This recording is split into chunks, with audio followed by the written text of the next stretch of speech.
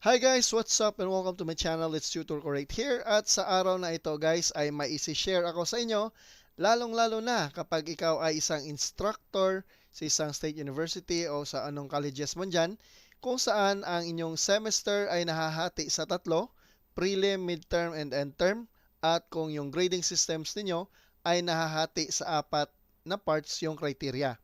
So, meron akong ginawang i-class record dito na ipapakita mamaya at magbibigay daan ng tutorial kung paano siya gagamitin. At makikita nyo sa screen ngayon ay yung random na data na na-generate sa ChatGPT. At ito ay nasa PDF file.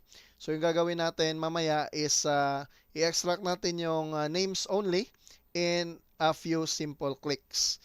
So, umpisa natin dito sa link na makikita nyo dyan sa description sa baba na nagpapakita kung paano or saan natin madadownload yung mga e-class records na ito.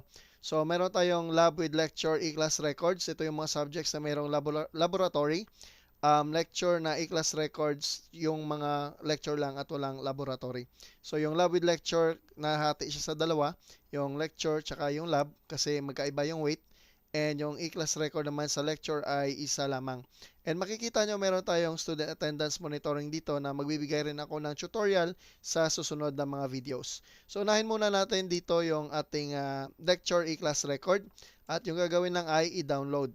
So since na-download ko na to kanina, pupuntahan ko lang siya at i-open. Dito siya sa aking downloads nakalagay.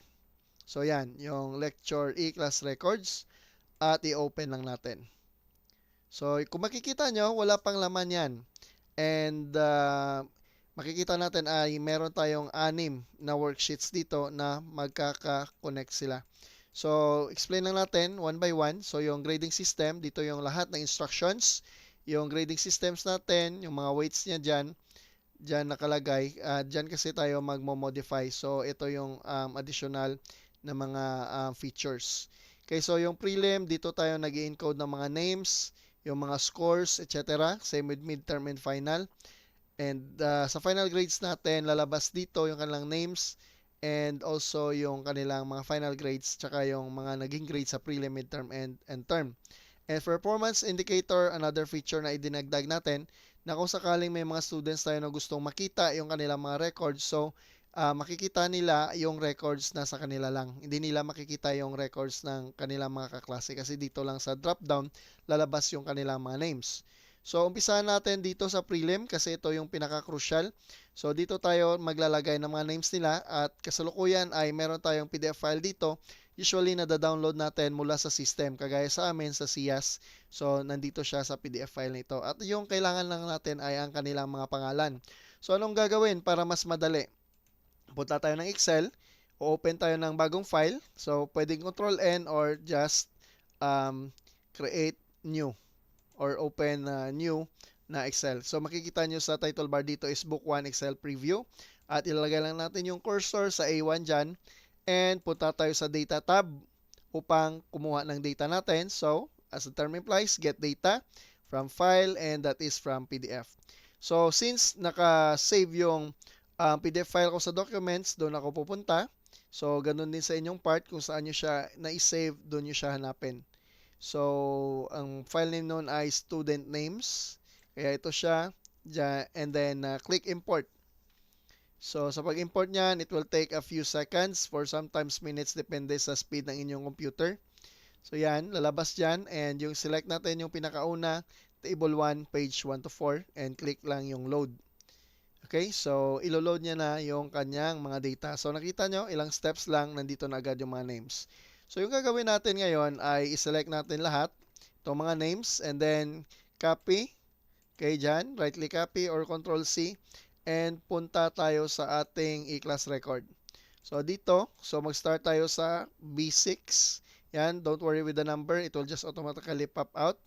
And right click natin dito and select data only. So makikita nyo, everything has appeared now. No, makikita na natin, ito na yung mga contents niya.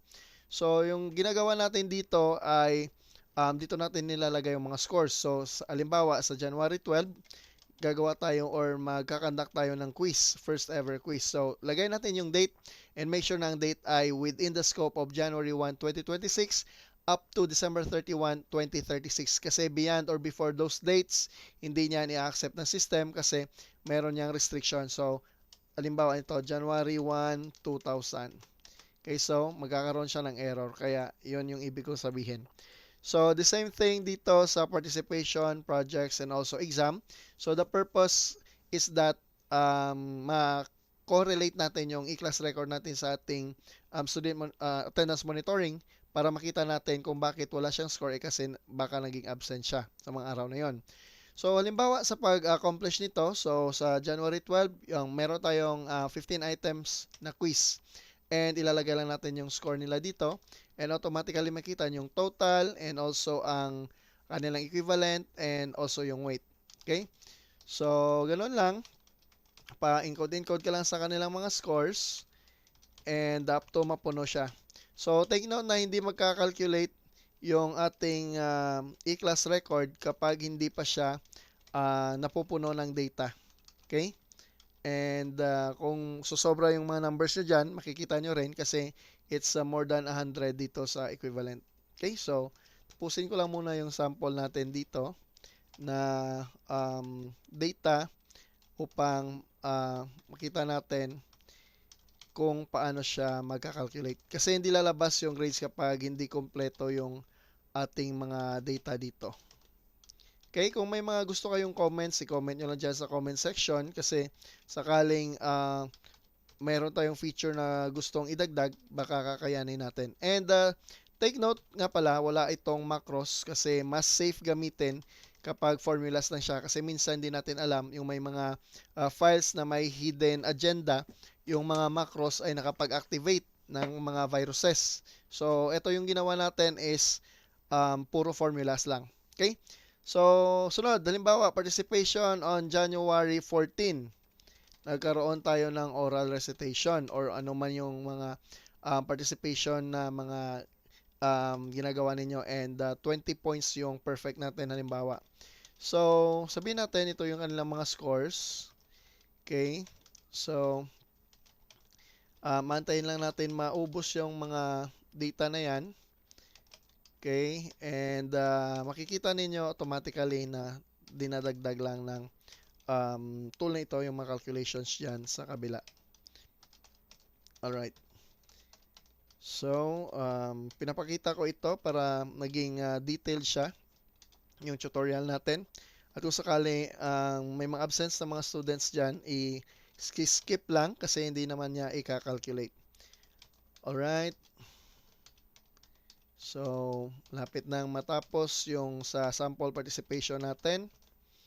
And now, sabihin natin, projects natin is on February 28.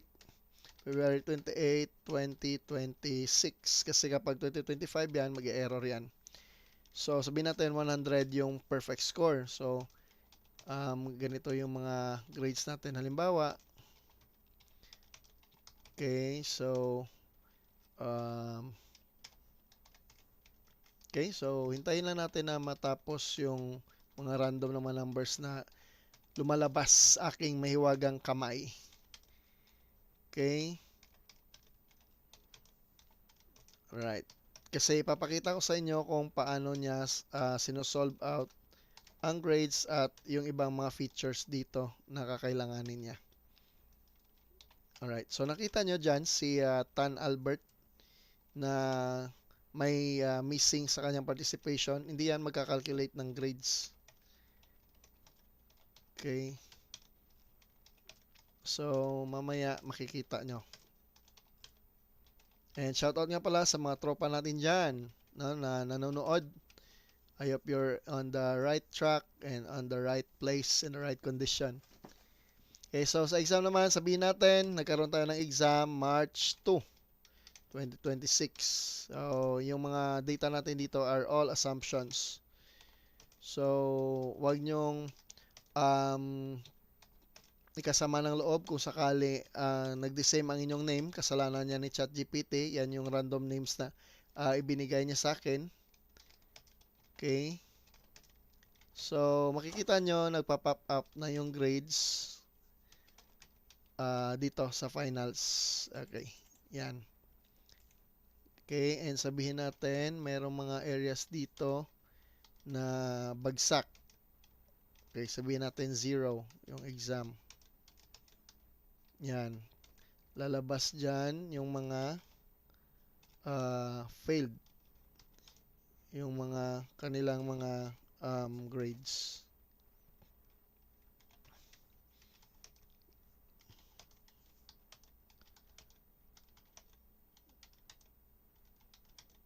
Okay. Alright, so yun guys, kapag napuno na yung data natin, lalabas dito yung kanilang grades. At the same time, makikita rin natin dito. Okay, so para hindi na natin kailangang pumunta sa last part kasi yung kung ano yung value dito sa last, yun din yung value natin dito sa beside the names of the students. Okay, so ganun din yung ginagawa para sa midterm and end term, and yung final grades automatically magkakalculate siya kapag napuno na yung mga data dito. So sa performance indicators, kapag may students tayo na gustong makita ang kanilang grades, hanapin lang natin ang kanilang names, and automatically makikita dyan kung saan sila nagkulang. So kagaya nito, so participation is 65 kasi nga participation ng prelim 13 lang yung scores niya, so on and so forth. So anyways guys, these are just examples kung paano gagamitin yung ating e-class records na ito. Alright then, so I hope that meron kayong natutunan kasi the same principle lang yung ginagawa natin sa e-class record with laboratory. Kasi yung pinagkaiba nilang dalawa, ito yung laboratory ay meron siyang component ng lecture, no? Sabihin natin dito, sample. Okay. So yan, may lecture na area and then meron ding laboratory. So the same sa performance indicators, yan, alabas dyan ang kanyang mga records. Automatic yan. Mapapop up. Okay, so napakalaking tulong nito sa atin kasi makasave tayo ng time and accuracy ng data natin. So hanggang dito na lang. Maraming salamat sa panonood, and if you like this video, share this to your coworkers or to your friends or to those who needs this one.